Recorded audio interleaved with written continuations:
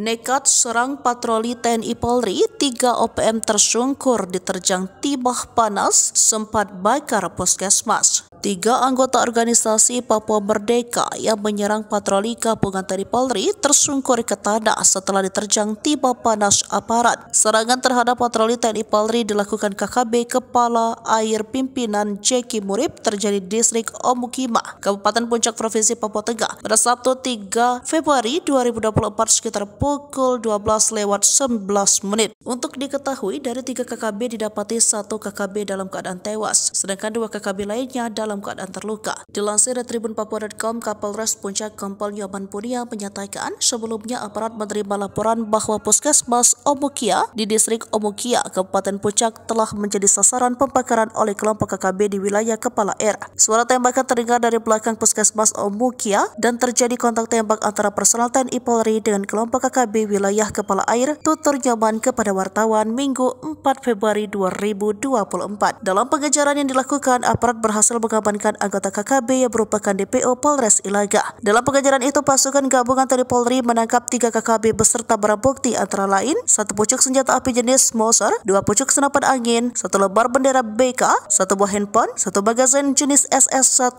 dan 17 butir amunisi kaliber 5,56.